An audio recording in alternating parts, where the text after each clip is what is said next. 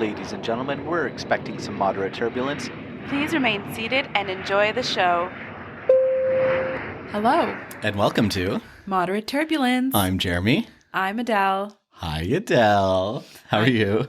Hi, Jeremy. I'm well. How are you? I'm good. Well, we're back 2 weeks in a row. We're doing it.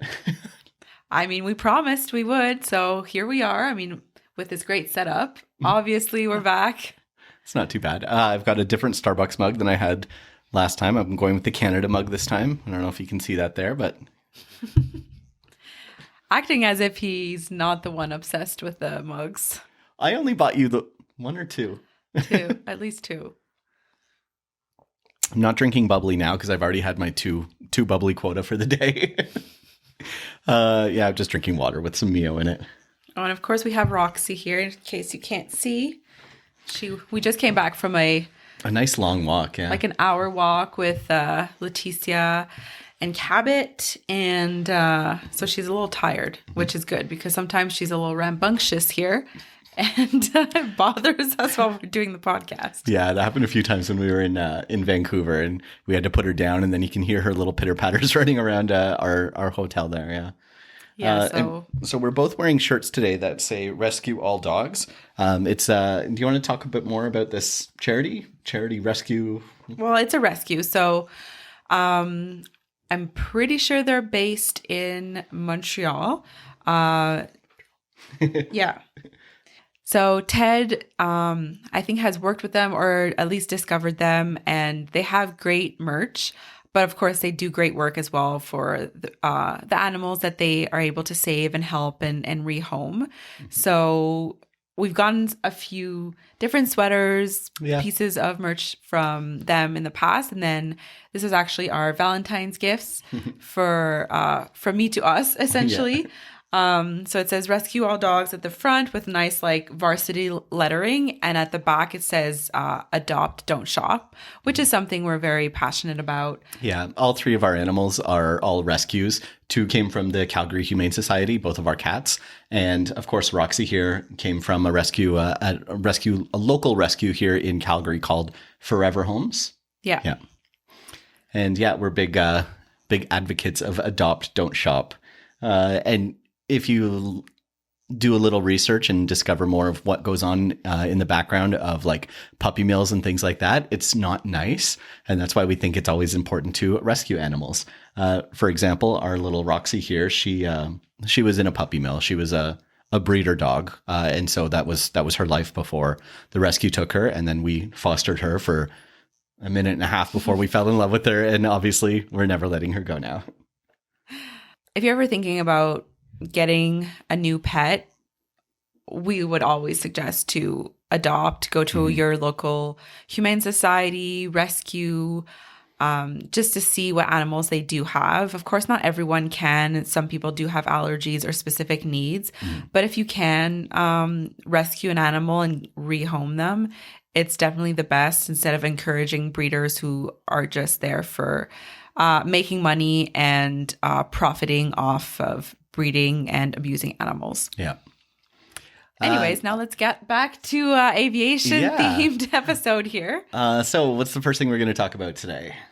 Well, we're going to bring back something that we introduced last year, so our highs and lows. Yeah. So we're going to talk about essentially some good parts and some bad parts of our previous flights. Usually what we want to do is our previous week of flying because it's a weekly episode. But of course, we haven't done this in a few months. So it's going to kind of incorporate the last few months of being back flying. Yeah. Did you want to start? Sure. So my highs would definitely just be flying with a bunch of my previous year's participants. Well, from my class, even from other people's classes, it's just really cool to having had them in class, teaching them the job, teaching them everything, and then being able to work with them and having that peer-to-peer, like equal level of being colleagues and doing the same job and actually thriving and being good at it. So it's really, really nice and rewarding as a former instructor to see your participants actually doing the job and doing it well. That's a good one. I'm friends with a lot of my former participants, so it's also nice to just have like a good crew and that good camaraderie throughout like several days of working. I always say they grow up so fast, don't they? Wow. What's your high? My high, actually, just on my last flight going to London, the flight there and the flight back. One of my colleagues, one of the flight attendants, it was her first time ever working in the forward galley, which is kind of intimidating if you've never done it before. And you see people always want like a good job being done in the forward galley. Now that's where you're taking care of basically everything in the galley. So all the kitchen stuff, all the setup for the meals, counting everything, making sure all the trolleys are done properly. And if you've never done it before, it's a lot of work. And so the flight attendant on that one, it was her first time doing it. And instead of shying away and asking someone else to do it, she said, no, I'm going to take care of it myself. I've done my research. And she did a great job, both legs going to and from London. And I always like to see that. The GP position, as we call it, the galley position. Some people love it. Some people hate it. You used to love it back before you became an in-charge, right? Yeah, I used to do them quite often when I was Toronto-based and flying as a flight attendant, doing a lot of overseas flying. And I loved it. It's just, yeah, you have to be organized and it's a lot of work. Mm-hmm. But I find that when you're busy on flights, the time goes by so fast. So before you know it, even if it's a 10-hour flight, before you know it, you're at your destination and it's like, oh, wow, I felt like we just took off. Yep. Instead of just having some downtime between services and not really knowing what to do with yourself. Yeah. I find that's harder because sometimes you just end up trying to find work, but there's really nothing to do sometimes. So you're just kind of waiting to do work. So that's why I really liked working the front galley. Because I'm an in charge. I don't work the galley anymore. So I have to work in the cabin, which is great. I love doing it. Moving on to our lows. Do you have a low for the past little bit? Yeah, well, I mean, unfortunately, sometimes you get some great crews and sometimes you get some not so great crews. I mean, they could be from a flight attendant who's lazy. It could be pilots who are not really nice. It could be just someone you just don't jive with personality-wise, but you still have to work with them, of course. But you're definitely not going to be friends after the flight. Mm-hmm. So yeah, I've had some great crews, but I've had some really not so great. A handful of people, especially in the last like 2-3 weeks. Oh, really? I've had a few, probably like 3 or 4 people that I had either flown with before or I had never, and was a not so great surprise. And I hope I never fly with them again, honestly, because some of them were combative, some of them were lazy, and some of them just didn't know what they were doing. So it's frustrating when, people are don't know their job or don't want to do their job or don't like their job. Yeah. So, no, that's frustrating for sure. Yeah, it doesn't make for a fun experience. And it's also makes the job lonely at that point when you don't want to interact with your crew. Yeah. Like you will for like the safety procedures and what needs to be done, but you're not going to socialize with them during the flight when you have some downtime. Yeah. My low, I talked about it last week, but it was having to return to the gate to have a passenger removed from the flight. Again, it's one of those things where I'm glad I did it. I'm not proud of doing it, but it had to be done. And I think we had a safer, more enjoyable flight for both passengers and crew because of that. But that would definitely be my low, my recent low. So we're going to be doing this every week, just talking about our highs and lows. Bringing that segment back. Yeah, perfect. All right, so now we're going to talk about a little something that just changed for passengers traveling through UK airports. Yeah, so it's in the process of changing. There's actually a deadline that's been given to the airports in the UK of June of 2024 that they are now removing the liquid restrictions. That's right. No more liquid restrictions. The only restriction now is any liquids you have must be in a container of no more than 2 liters. Now, this is huge for passengers, for crew. Now, we're going to go back a little bit and talk about why these restrictions were first put in place. So back in August of 2006, there was, unfortunately, a terrorist plot. They were going to use liquids in beverage containers as explosives on airplanes. Again, the plot was foiled. The authorities discovered about the whole plot, and then literally that day, everything changed with aviation when it came to bringing liquids on board. I was actually working that day, and I remember Terminal 2 in Toronto going through anybody with any type of liquid, whether it was crew, passengers, anything. It could have been liquids from a drinking container, it could have been liquid aerosols or gels in your toiletries bag. It could have been a pen. They were even taking pens because of the ink in the pens. And so that all stopped on that one day when they foiled that plan. Now, in November of 2006, they actually implemented you can bring liquids on board, but each liquid has to be in a container no more than 100 milliliters or 3.2 fluid ounces. And all of your liquids together must be in a 1 liter plastic bag. So everything has to fit in there. Now, it's been like that ever since for passengers around the world with liquid restrictions. The exception was with crew members. We luckily were exempt from this. We could still bring liquids on board. And of course, that's because us as crew members go through all the different security clearances and things like that. Except for us in the UK, in London, we were still having to abide by the 100 milliliters maximum of 1 liter bag. As crew members, when we travel a lot, that's always such a pain. Would you agree? Going through London? Especially if you're unexpectedly sent to London, then your, larger tube of toothpaste might get thrown out and when you go back through security in London because, you can't bring it. It doesn't follow the 100 milliliter rule. So that's something that's changing in the UK. Their deadline is set for June of 2024. They're implementing new security systems. So the actual equipment that they're using to scan the bags will allow them to detect malicious things. Now, this also applies to electronics. Going through the UK, starting in June 2024, you should be able to leave all of your electronics in your bags as well. So computers, laptops, iPads, things like that can all stay in your bags as they get scanned through the system. So big change coming for the UK. I think it's for the better. Once that's all done, I hope the rest of the world implements it too, because we're still going to be having to follow those liquid restrictions everywhere else. That's pretty exciting. I'm looking forward to that as a passenger and crew. And hopefully that spreads to pretty much everywhere else. I mean, I'm sure it will slowly, but they had to start somewhere. So that's super exciting. And the UK is actually where the terrorist plot originated. So back in 2006, that's where all the flights were coming from. And so it's good that they're the ones that are kind of like taking the lead position on this and fixing that. Not fixing, but finding a solution to that. Yeah, that's perfect. Yeah. All right. So I don't know if you saw this on social media today. Me? Yeah. Oh, okay. Well, I'm excited. I'm talking to you. Yeah, Roxy's annoyed that you didn't know I was talking to you. Shh, it's okay. But remember that great book that we read, Falling? Yes, of course. TJ Newman, right? It's getting turned into a movie.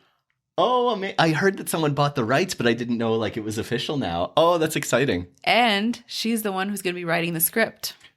That's amazing. That's actually really good. So she's working the screenplay? She's writing. So that's all set in stone now. So it's going to be put into fruition, in the coming years, I'm guessing. I don't know how long it's going to take for that to actually come to screen, but that's amazing. It's set in motion. So that's exciting. We're going opening day. You know that, right? Of course.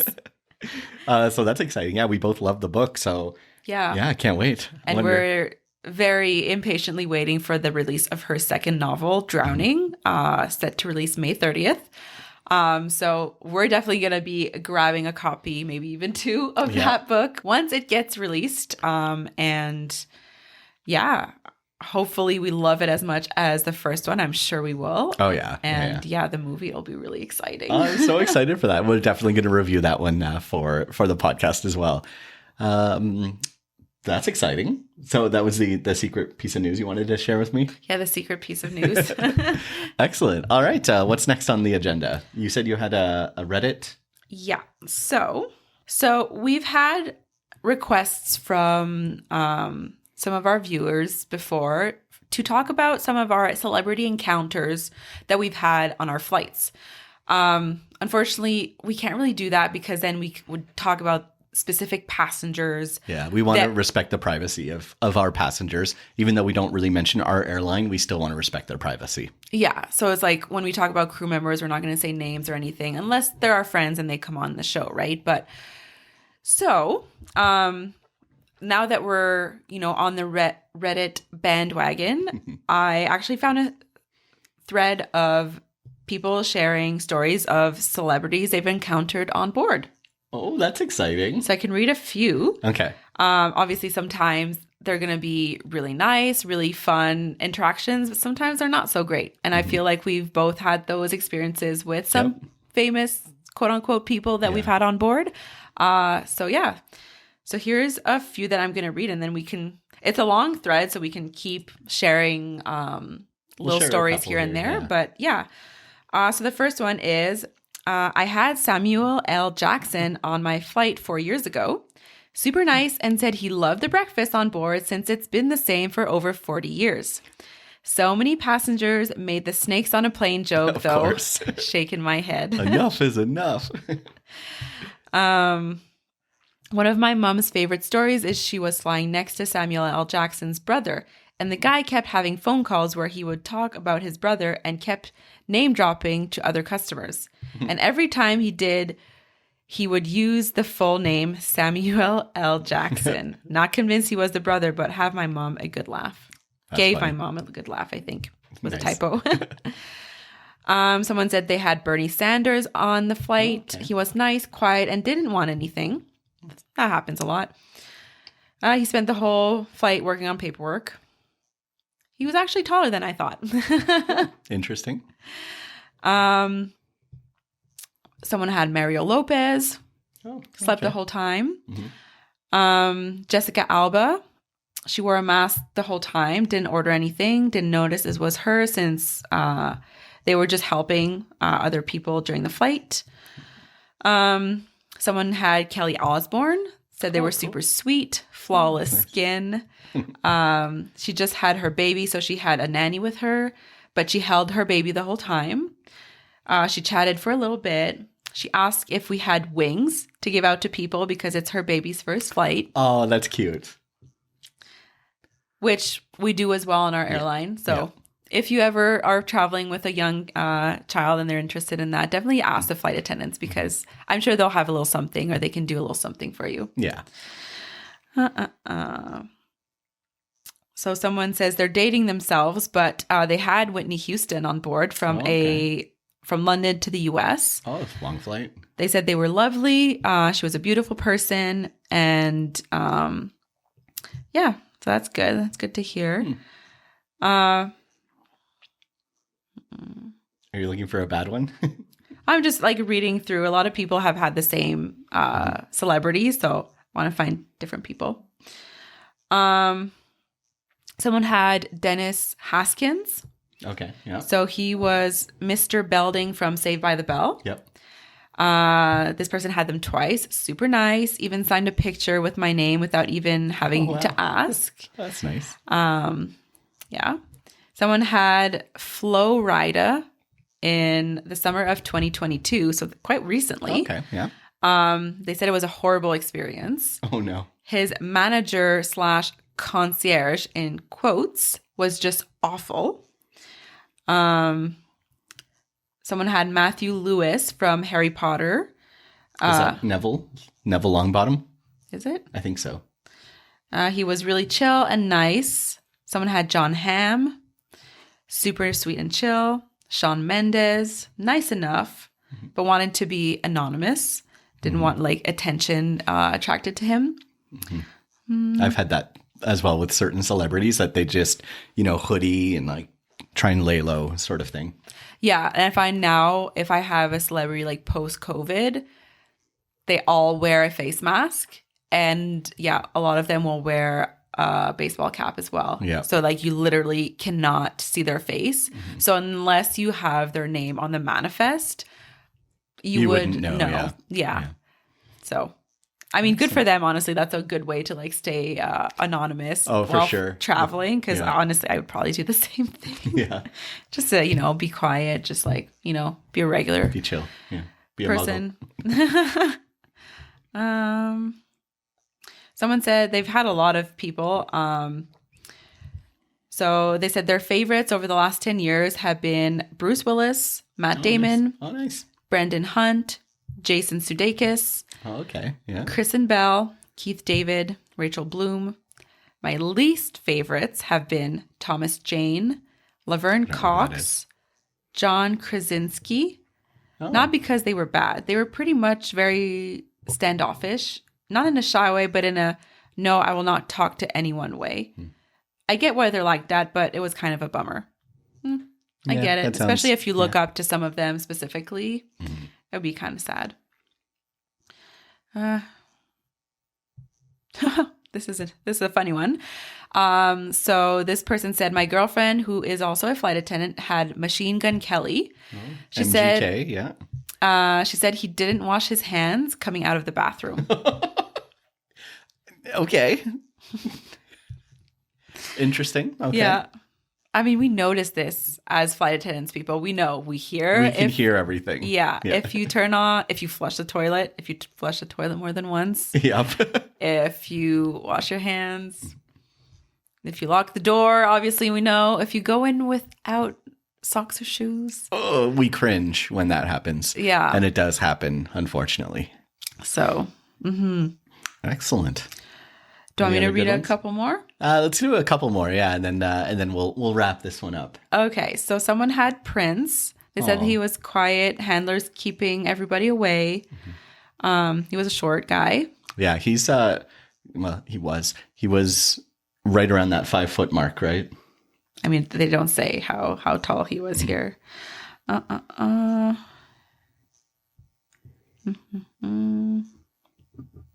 some people had MMA fighters. Cool. They didn't say anything about them, just said that they had him. I did have an MMA fighter once, going from the West Coast to the East Coast, and of course, me being a huge UFC fan. Is that fair to say? Oh yeah. And when I was doing my introductions, I said, "Oh, hello, Mr. So and So," or do you prefer to be called? And I used his nickname. And he just giggled and laughed a little bit. So that was good. I'm not going to say any names. I actually had a high-ranking executive from the UFC on my flight coming from London. It's not someone that people would recognize, just me because I'm a huge geek. So I had a really great chat with that gentleman. Yeah, that's my MMA stuff for now. Okay, last one here. Someone said that Patti LaBelle is definitely my favorite. Oh, nice. The sweetest lady ever. And they've also had Liam Payne, Chevy Chase, whatever. Chevy Chase. Yep. Spike Lee, the worst. Cool. Oh, really? Kurt Angle, and a few NBA players. Okay. Kurt Angle's Olympic gold wrestler, and then joined the WWE and was a pro wrestler for a long time there. Yeah. Cool. So, I mean, this thread goes on and on and on. Of course, like if you're in flight or even if you work in the service industry, you probably encounter celebrities here and there. And it's just kind of interesting, right? Obviously, I just take every story with a grain of salt because you might catch these people on their worst day or just like a bad day. They might be tired. I mean, I know when I travel, if it's been a long day or if I'm hungry, Jeremy knows, I'm not the best. Hangry, as we say. Yep. Yeah. So, yeah, I try to just hope that everyone's just maybe having a bad day and they're not bad people to the core. But at the same time, like Jeremy says, it never hurts or costs anything to be nice to people. It's free. So especially if you like your name's out there and people know who you are, just like smile and be polite. That's pretty much like the least people could do. Yeah. But I mean, whatever. People are going to just be however they want to be. So I don't know. Yeah. Excellent. Well, just to give you a little heads up on some other things that we're working on. So we are going to be watching the MH370 documentary on Netflix. And so we'll give our sort of review on that. There's 3 episodes in that series and each one is about an hour and a half long. So whenever we're together, we're going to try and get an episode or 2 in. And also one other thing that we're working on is we are huge fans of the show Below Deck, specifically Below Deck Mediterranean. And so we were going to do a little comparison. We're going to talk about what it's like being a steward on a yacht versus a flight attendant, or what we used to be called stewards and stewardesses on an airplane. So we're going to talk a little bit about that. Any other suggestions you have, please send them to us. All of our contact is going to be mentioned at the end of the episode here. And if you're on YouTube, you can always comment down below. Remember to subscribe, like, save. Bell icon, all that fun stuff. Yeah, comment, just saying hi. You know, it really helps us grow this podcast. You know, we're back. We're trying to grow this again. So we really appreciate it if you can, you know, something that doesn't cost you anything, if you can subscribe, all of that. So thank you. Thanks for watching, listening. And also, if you're watching on YouTube, I know I've been growing this beard out for a while. Do you think I should keep it, or do you think I should shave it, or cut it cut it shorter? What do you think? I think this is the longest it's ever been. Yeah, in a while. Yeah. Yeah. So let us know. Should I shave it, keep it? I don't know. And if you are out there and you are flying, remember to always be nice to your flight attendants, because they might have to save your butt one day. Thanks, everybody. Bye now. Bye. Okay. Thanks for listening. Don't forget to rate and review wherever you listen to podcasts. We have new episodes every Wednesday. Don't forget to follow us on social media at Moderate Turbulence on Instagram, at Mod Turbulence on Twitter, and follow us individually on Instagram at HuffyJ and at La Delvie. Thank you.